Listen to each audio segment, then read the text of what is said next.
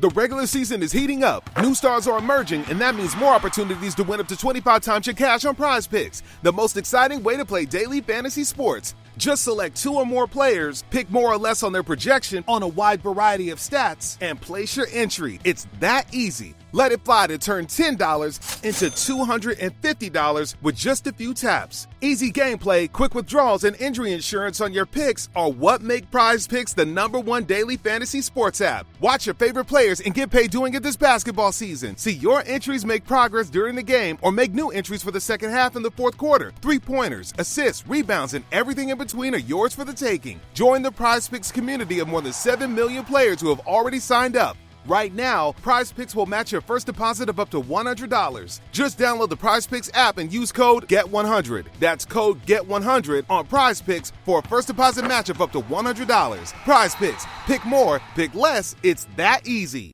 Hello there. It is Eric Erickson here. The phone number is 877-973-7425. Glad to have you with me.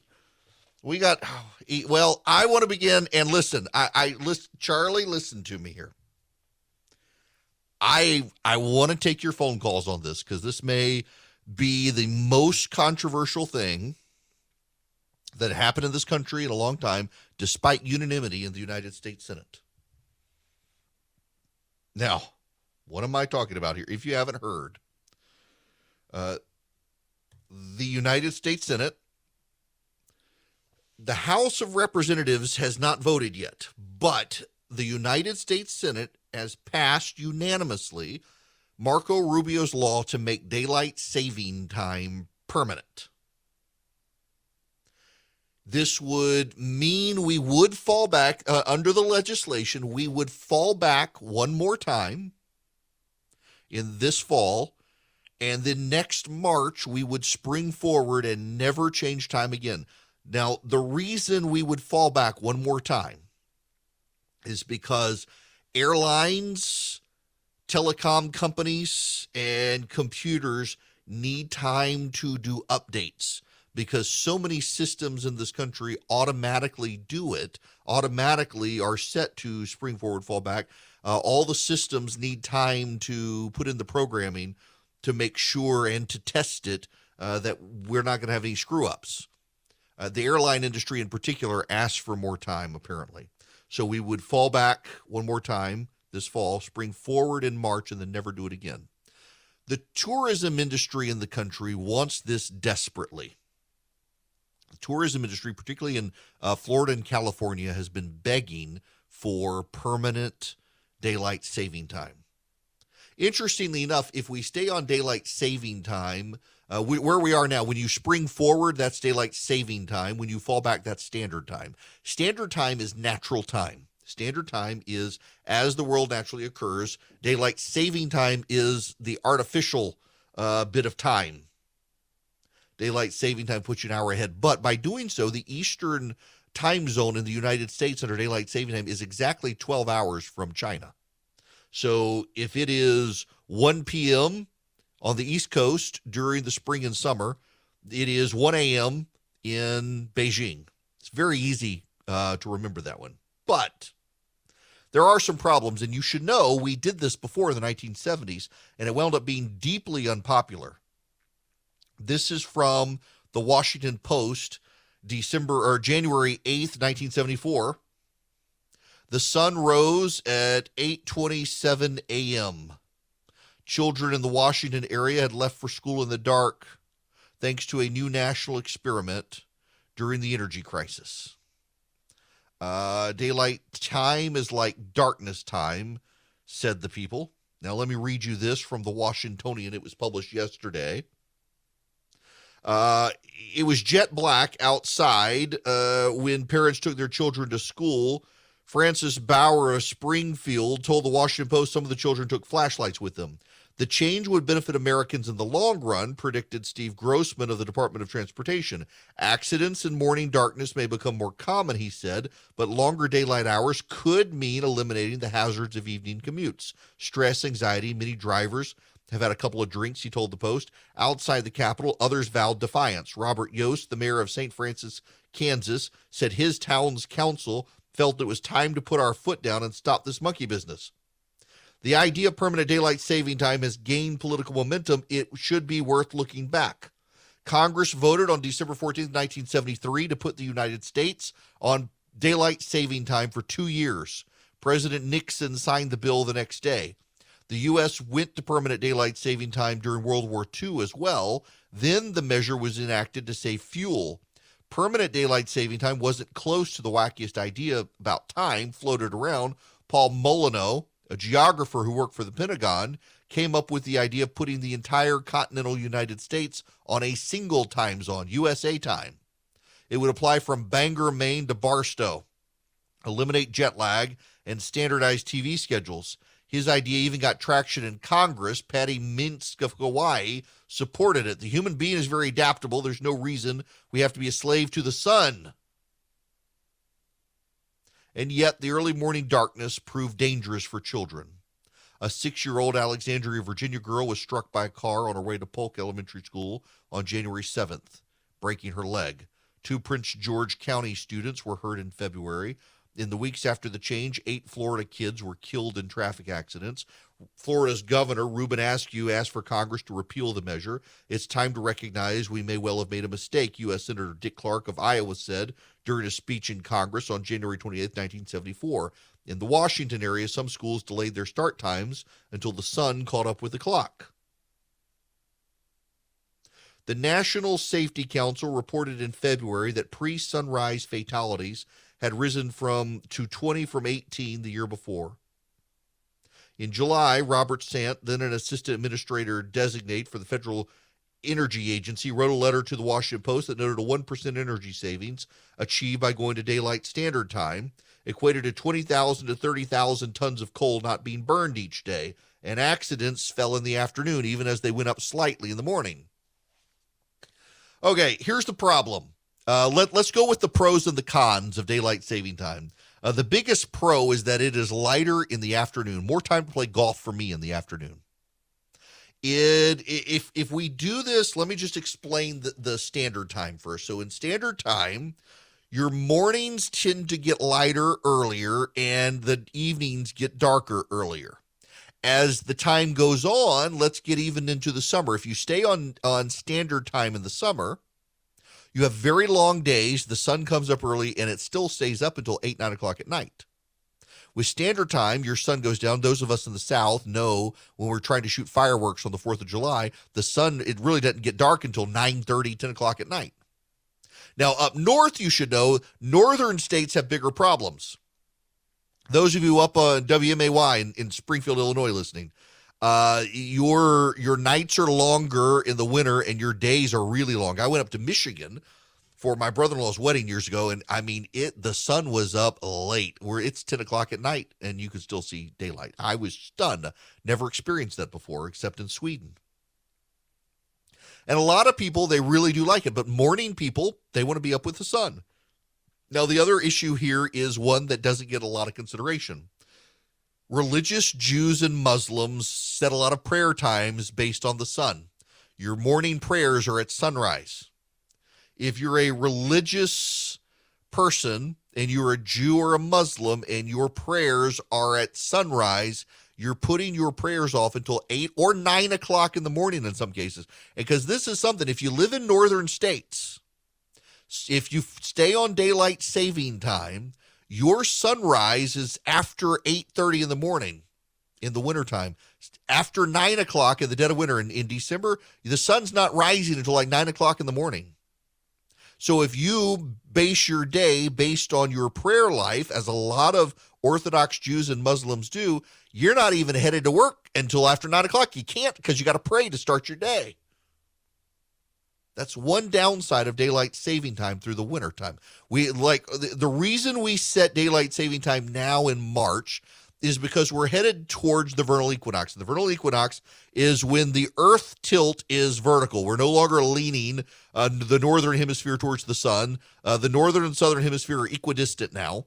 And then as we drift and the wobble the other side, then the southern hemisphere will start to have winter time. In the northern hemisphere, we will lean towards the sun. Actually, winter, the northern hemisphere is leaned away from the sun for us, and it's summer in Australia. The vernal equinox, we're all equidistant. That's spring for us, fall for them. And then we start to lean in the summer solstice all the way towards the sun. And I shouldn't say all the way, but a good distance towards the sun, about 26 degrees.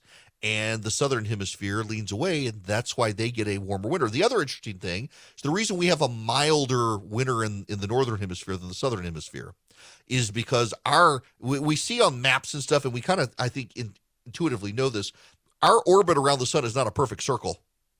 We're actually at the summer solstice further away from the sun. It's our furthest point away from the sun, even as we lean towards the sun. And the summer, the winter solstice, we're closer to the sun, even as the northern hemisphere leans away. So you have more weather extremes in the southern hemisphere typically. All that being said, I think it's a good idea. I honestly, if I had to call it, I would prefer standard time. And the reason I would prefer standard time is because that actually is natural time. Standard time is based on natural time. Your noon is based on where the sundial would read it. Your noon is your noon.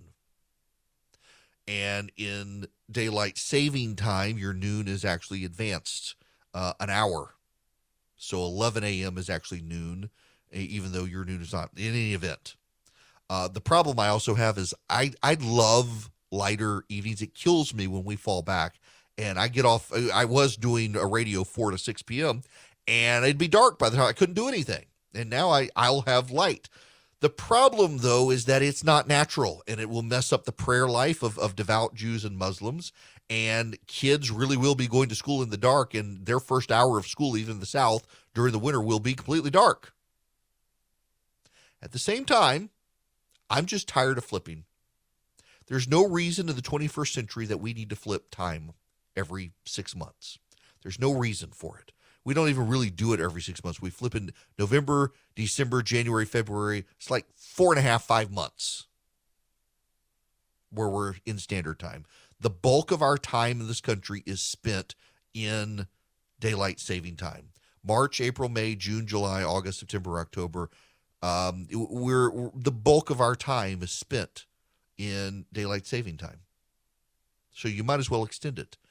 I got a lot of friends of mine. Denise is probably listening. She is very upset about this. She's a listener in Atlanta. A lot of my friends are morning people, and they're very upset about it. My position, frankly, is I don't care. I'm just tired. Pick one and stay with it. The Senate has voted unanimously to stay with daylight saving time. I am totally fine with that. The House looks like they'll pass it. The president looks like he'll sign it into law. Interestingly enough, it actually will save some energy, because people will be coming home from work in the evenings, and it'll still be light out. It'll still be slightly warmer with the sun up, so they won't turn on their heating and air as much. They won't turn on their lights as quickly, so it actually will be more power-friendly to be daylight saving time for everyone. But at the same time, I just don't care. Please just stop the fall back and the spring forward. I don't care which one you pick. You've picked daylight saving time. Now, please, for the love of God, will the House of Representatives pass that? Go to the president. Let's just have one more fallback and spring forward. My guess, however, is within a couple of years, we will be revisiting the issue and maybe overcorrecting and going back to standard time, which I'm okay with as well. Let's just pick one, though, and keep it. I'm happy to take your opinions on this. 877-973-7425. I sleep well at night under Boll and Branch sheets. And I need to tell you, my family, we were customers before I started endorsing them. It's what I like to do. I like to be familiar with the product and like it. And I love the Boll and Branch sheets. One of the reasons I love them is because they are super soft sheets. Got to say that word right. But they've got a little weight to them. So you feel somewhat more snuggled. Like I've got some sheets that came with the new mattress, and they're so light. It's like there's nothing on top of you, and I can't sleep well with them because it's just, and then they bunch up the satiny soft feel of the Boll and Branch sheets. It makes a real big difference. Listen, you've got so many options out there right now. You can go to a department store, you have so many options, but there's no reason to, because with Boll and Branch, you get high quality sheets. They've got a great thread count. They're perfect. They've got plenty of color options. You sleep well under them because they're soft and they're durable and they've got a little bit of weight, the perfect amount of weight for a sheet. Now, I want you to go out there and order Boll and Branch sheets because they are comfortable. They're environmentally friendly. They're built around sustainability, and you got quality that lasts. A lot of the companies that advertise all the environmentally friendly stuff, their sheets don't last. I can tell you, my Boll and Branch sheets have lasted a long time, and they get softer over time. Experience the best sheets you've ever felt at bollandbranch.com. Get 15% off your first set of sheets when you use promo code ERIC, E-R-I-C-K, at checkout. That's Boll and Branch, B-O-L-L-A-N-D, branch.com. The promo code ERIC, E-R-I-C-K. Buddy of mine texted me, I can't be the only one cringing about you saying the earth wobbles back and forth on its axis from summer to winter. Oh, come on. You know what I mean. The tilting, whatever word you want.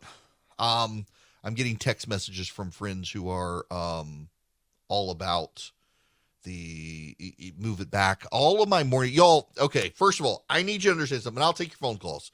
877-973-7425. I am not a morning person. And everyone told me, I shouldn't say everyone, a lot of people told me, oh, when you have kids, you'll become a morning person. I did for a year and then some year and change, a radio program, 9 to noon. I'm not a morning person. I do not like to get up in the morning. I do not like it, Sam. I do not like it. I hate to get up in the morning. I am a night owl.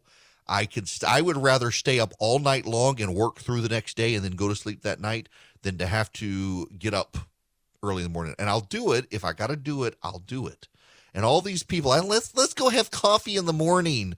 Oh my gosh, the people who want to have coffee in the morning, they're the worst because they're chipper and, oh, I've been up since 4 a.m. on my Peloton. I don't care. I was asleep like normal, sane people. Oh my gosh, I do not. You morning people are the worst. But you have to have your quiet time and get up and read the Bible. No, do that before you go to bed. Then say your prayers and go to bed. You don't have to get up in the morning and get on your Peloton and then read scripture and be holier than thou. I was up all morning and I'm fueled by like jasmine and chamomile tea instead of coffee. No, you sleep until 10 or 11 in the morning. You get up, you have 5 cups of coffee, and you go till 3 a.m. That's what normal people do. Now, I'll go to the phones. Tom, you're going to be up next. Welcome. Hey, Eric, thank you very much. I appreciate Charlie taking the call. I'll just make a quick comment. Other than your show is great. Russ should be very, very proud of you, especially your sense of humor. Why don't we just do 1 half-hour split? Instead of changing it an hour back and an hour forward, just one time make it a half hour and we'll call it a day. But I love your show and I'll listen. Look, okay, Tom, no, you can't leave it there with that because that actually makes some sense and is a perfect compromise. And that's why it'll never happen, Tom, because you have common sense. Right. But put it out there somewhere, maybe. Okay. Yeah, maybe someday. I appreciate the phone call. It really, honest to goodness, this entire change, just so you all understand, this entire time change issue was because tourists in Florida. Marco Rubio has introduced this piece of legislation every year that he has been in the United States Senate. And Sheldon Whitehouse, the nutter from Rhode Island who goes to all white country clubs, decided he would sign on and do some sort of bipartisan issue. Now, here's why this is doomed to fail, you should know. And I do think it's doomed to fail. And the reason it's doomed to fail is because it was very bipartisan. And you know the Everett Dirksen definition of bipartisanship, that there are 2 parties in Washington, D.C., the stupid party and the evil party. And every once in a while they get together and they do something that is both stupid and evil. And that's called bipartisanship. This is like unanimous passage in the Senate, and it's going to overwhelmingly sail through the House of Representatives, and Joe Biden's going to sign it, which means it's got to be stupid and evil in some way. And I don't know the way other than the fact that Jews and Muslims are already starting to say this is going to mess up morning prayer time. Better to keep it standard. But the tourists, Disney, my gosh, The rat wants this so bad. You're going to have Mickey Mouse roaming the halls of Congress. Pass it. I wonder if he'll come with his rainbow flag. Get everybody on board. The rat wants it. What the rat wants, they've been keeping Disney's, trademarks and copyrights forever. They only just gave up Winnie the Pooh. The Winnie the Pooh trademark or copyright on the book, I think, finally has lapsed. Congress didn't renew it. But most of Disney's stuff, they just keep getting Congress to extend it and extend it and extend it, because really they don't want Mickey Mouse stickers on the, like Calvin and Hobbes, and you see Calvin peeing everywhere. Bill Watterson didn't authorize that, but people have been doing it. Disney does not want to see. I don't want to see the rat peeing on Goofy or something on the back of a truck. But nonetheless, what the rat wants, the rat gets. And the rat for years has wanted his Magic Kingdom to have daylight saving time permanent, and all bow to Mickey Mouse. The rat gets what he wants. When we come back, I'll keep taking your phone calls, 877-973-7425. But also, the House of Representatives, progressives in the House, want Joe Biden to declare a climate emergency and stop any domestic oil drilling right now. I wish I were making that up. These people are insane. A buddy of mine does remind me that China has one time zone for the entire nation, which I think is kind of nuts. Because while it's sun up in Beijing, out in the western provinces, it's still dark.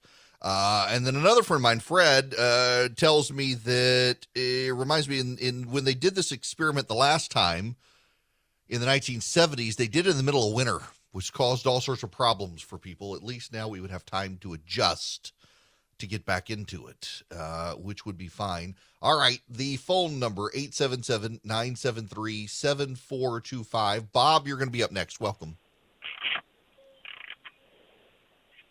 Hi, Bob. Yes, hi.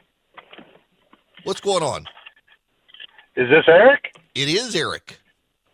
Eric, I listen to your show every day, and that being said, I've got a little story about my grandson, who I take to the bus stop every morning, and his bus arrives about 6:30 in the morning, so, that all winter he's catching the bus in the dark.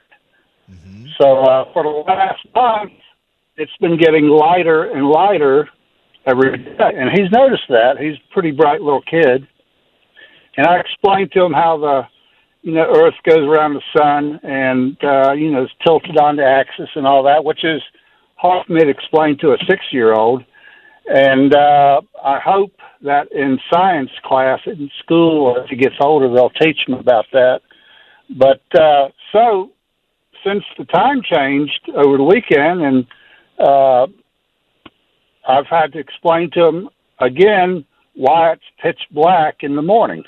Mm-hmm. So you can understand his confusion. Oh, I bet. Yeah, and it's one of those things where you finally realize the power of government, that the government itself can change time. The fact that Congress thinks that it can play God in this stuff, it's a good lesson on the overpowerment of government. And, one of the issues here, Bob, is going to be, and thanks for the phone call, is your grandson is probably with moving to daylight saving time, really isn't going to notice the sun coming up a great deal at 6:30 in the morning to the bus stop. And gosh, that's early. That is such an early time to have a kid out to go to school. Tom, you're going to be up next. Tom, welcome to the program. Greetings. Hi there. An alternate suggestion.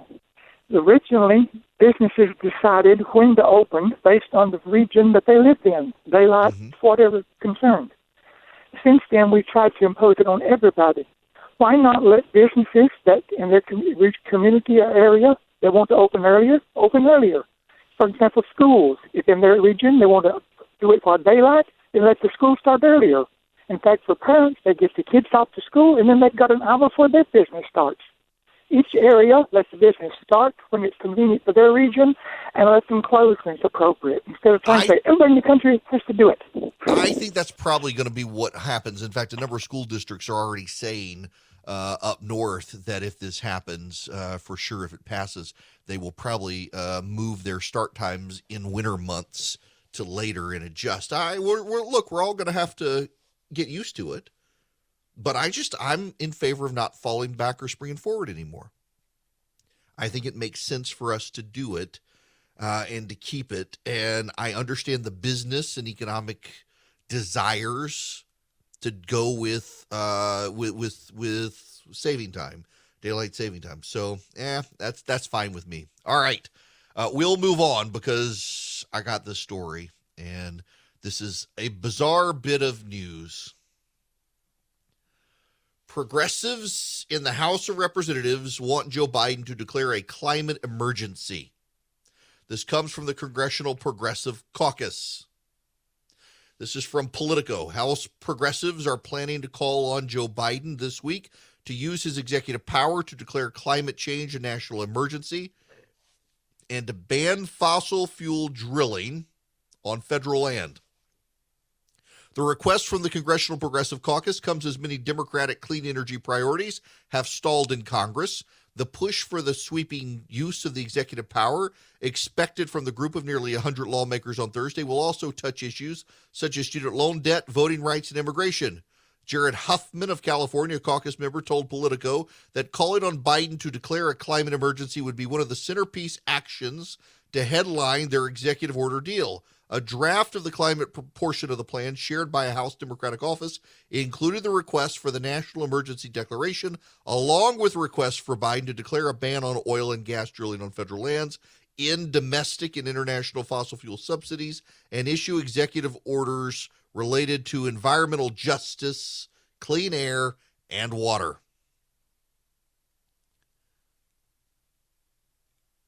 I'm really kind of at a loss here. Y'all, listen, this, oh my gosh. Have y'all seen gas prices? I filled up yesterday in the middle of Georgia, and it was $5 a gallon. Now, in fairness, I did put in the good stuff, but the regular unleaded was $4.50. Have you seen the price of diesel? The big trucks out there, the 18-wheelers, they're filling up with diesel. And it's $5 a gallon in Georgia, and we're fairly reasonable when it comes to diesel prices. Other parts of the country are even higher. That's going to cause your costs to go up. Now imagine restricting this stuff. Imagine restricting drilling on federal land right now when gas prices are already high. You know what that would do? It would make them go higher. Why do progressives do this stuff? Do you know what this reminds me of? It might have been my father-in-law. Somebody I know was telling me a story about someone who was an alcoholic and had given up drinking and was at a meeting. And a young guy who was higher up in management than the older guy who had the drinking problem demanded the man drink with him. Demanded it. Insisted. Made it very clear that this person's career was pretty much over in the company if they weren't going to have a drink. The guy wanted to be in Pig Latin ick day to the older man, despite his problems. No one was going to intervene, and the guy got sloppy drunk and fell off the wagon. And it was miserable for everybody. And the young guy was just very proud that he had made the guy do it. That he had thrown his weight around like that. I hope that person repented. The other person was able to get sober again. But yeah, I mean, this is the progressives. We're in the middle of a crisis, and they're telling the recovering alcoholic you need to drink. Except they're doing it the exact opposite. We're in the middle of an oil crisis. They're like, no more oil. They're in the middle of a crisis. This is why progressive policies are bad for America. This is why progressives are bad for people in general. And this is why, how can you be that out to lunch? The Congressional Progressive Caucus is in the biggest bubble, the tightest bubble, the most impenetrable bubble on planet Earth if they think it's a good idea right now for Joe Biden to do this. Joe Biden, who is underwater in virtually every single poll. I don't know that there is a poll out there that has Joe Biden in positive territory. And the solution from progressives is we need to declare a climate emergency and ban oil and gas. This is bizarre, and this is where they are. And this is why they're about to get thrown out of office. And, here's the thing. This is what's going to happen. Charlie, flag this, because I know I'm going to be right on this. We've started a file of see, I told you so moments.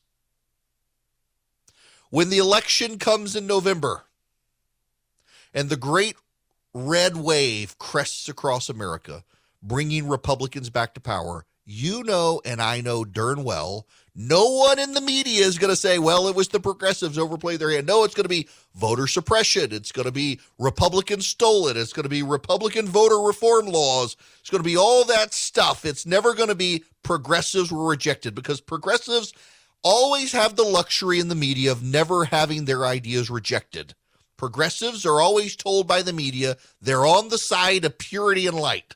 No one is going to call out from the left, from the media, congressional progressives, for being idiots, for daring to say we need to stop drilling oil now that oil and gas are as high as they are. What a bunch of absurd morons, and the media will give them a pass, and that actually works to a Republican advantage. When you're an idiot, when you are a blithering idiot, and none of your friends want to tell you you're a blithering idiot because your friends agree with you, well, the other people who aren't idiots are not as big an idiots. They tend to get ahead in life. So progressives, y'all just keep on keeping on. The rest of us, we'll be fine with you in minority power. Now, let's go to the phones. Michael, you're going to be up next. Michael, welcome to the Eric Erickson Show. Hi, Eric. How you doing? Good. How are you? I'm doing fine. Well, I was asking, with everything pretty much the same in the world, why the price of oil has started to come down, and from what I understand, it's kind of projected to keep going down. What happened? What changed? A couple of things. Number one, the Russian invasion of Ukraine was not as disruptive to oil and gas supplies as people thought it was going to be. But more importantly, I talked about this at the very end of the show yesterday, the Federal Reserve is going to raise rates 1/4 point. That has brought on the realization we're probably headed into a recession in this country, and that's going to slow down the economy within a year. And so the futures market is pricing in that we're heading to an economic slowdown. And when you head to an economic slowdown, typically people don't use as much gas. They're not driving as much. Layoffs are up. Unemployment goes up, so there aren't people traveling as much. People are cutting back right now, expecting harder times to come, and the gas prices have gone up so much, people are cutting back. So all of this weighs on the market economically that we're not going to have to worry about massive tapping of federal oil reserves or massive deficits in the ability to produce oil, since people are going to make cutbacks and we're headed into recession. It's kind of sad to recognize that, but I think that they're probably right. I mean, typically when interest rates go up, you have oil prices come down because you tend to have a recession in about a year. The crazy thing here is that the Biden administration doesn't seem to really have a clue, and they don't seem to be on the same page. Here's Jen Psaki. Given that the price of gas has gone up by 75 cents, $1, even more in some areas, we're continuing to look at a range of options, and obviously ensuring that there is, or taking steps to ensure there's more supply in the market, because the oil market is a global market, is a big priority and a focus for us. But we're looking at a range of domestic options, including all of the ones you mentioned. Just no decision has been made at this point in time. Looking at a range of options, they're actually looking potentially at more drilling in the United States. They're helping drill more. But now listen to this. This is Pete Buttigieg, the Secretary of Transportation. Well, it continues to be important to keep options open. As you know, the president's taken a lot of steps to bring relief and to help stabilize oil prices, including that big release from the Strategic Petroleum Reserve. Of course, the long-term solution for this is energy independence and a shift to renewable energy here in this country. But let's also remember that while oil prices and gas prices are famously something that is largely outside of the direct control of any political figure, so Jen Psaki says we're doing everything we possibly can. And Pete Buttigieg says, well, there's really nothing we can do. Nothing at all that we can do. Well, all of this comes while we have this. 10% increase year over year for the producer price index. So we've got double-digit wholesale inflation. That is in line, but that is the highest ever recorded. These numbers only go back to about November of 2010, but we have double-digit 10% inflation on wholesale prices. Yeah, that's not good. And oil prices, yeah, they have come down, and all of this, essentially, the reason oil prices are coming down, two reasons. The Russian invasion has been as disruptive, and to the global oil supply, and then two, it looks like we're headed towards a recession, and that means that people aren't going to be spending as much or traveling as much, which means there will be plenty of gas to go around. Fortunately, yeah, the reason oil prices are starting to go down is that it's a damning indictment on the state of our future economy. Hello and welcome. It is Eric Erickson. The phone number, 877-973-7425. Tim, you're going to be up next. Welcome to the program. Hey, Tim. Hey, how you doing, Eric? Great. How are you? Good to talk to you. You too. Doing great. Good to talk to you, sir. Listen every day. You made a comment just a few moments ago about the tractor trailers, the big trucks, and the cost of fuel. What I wanted to emphasize to everybody is it's not just affecting these guys. I'm a small farmer in northeast Georgia. I have friends that farm in southeast Georgia. The price of the off-road diesel fuel that we use on our tractors is pushing $5 a gallon. The fertilizer, just to fertilize our fields, is $984 a ton. Now, take that into consideration. When you have a 40-acre farm, you're using 4 tons of fertilizer twice a year just to keep the grass going for your cattle.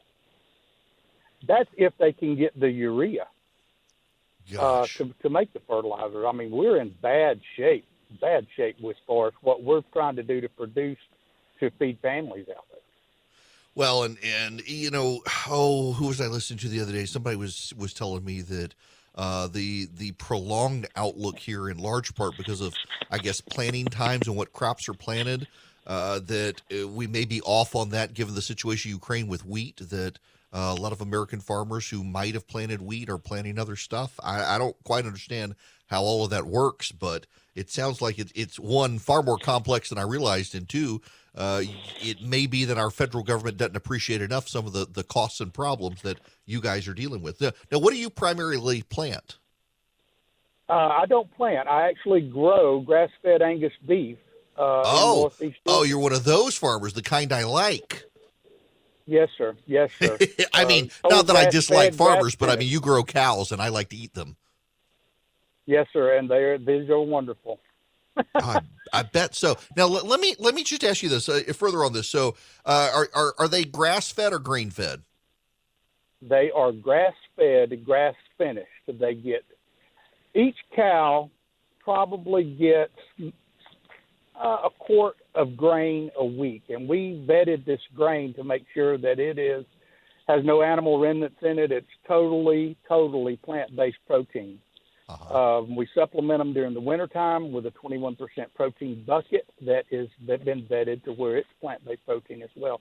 So there's no animal remnants, no growth hormones, no antibiotics enter this cow. Wow, that just sounds delicious. It is very delicious. We have a very small market. It's a niche market, which is in the Athens, Gwinnett area. We don't sell to stores. We sell to individuals. I'm not going to give you the name of my farm because we are so small. I would do it off the air, but yes, sir. Go ahead. We are suffering. I mean, it's everything. I did a small paddock behind my barn that normally would have cost me about $400 or $500 to do 2 years ago. It was $1,200-$1,400 to complete that paddock this year. I mean, you know, it's insurmountable what we're dealing with as far as trying to produce for people to eat. Good grief. Well, look, I appreciate you calling in. I got about 30 seconds here. Tim, I appreciate it and all the hard work that all the farmers out there do, both those that grow crops and those that raise the tasty animals we eat, and understand just how much the costs are going up for so many people right now. It really is just a tremendous amount of just pain out there for farmers in particular. The wholesalers and stuff seem like they get better than farmers always get the raw deal, and we got to do something to help. It's 2022. Things are still crazy. Things haven't settled down. And now you got the Federal Reserve and interest rates. You got the economy. You got inflation. A lot of banks won't even return your phone call. Let's say you're a small business and you need a loan for $750,000 or higher.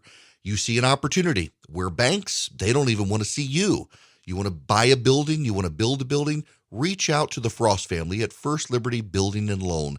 They've been helping small businesses become big businesses since the 1990s. They want to help you if they can. So spend 10 minutes with them. See if you're a good fit for them and they're a good fit for you. Their website is firstlibertyga.com. That's firstlibertyga.com. Again, you need a loan, $750,000 or higher. You're a small business and you see an opportunity to grow. Share it with the Frost family and see if they can help you. Firstlibertyga.com. That's firstlibertyga.com. First Liberty Building and Loan can help businesses nationwide become bigger businesses.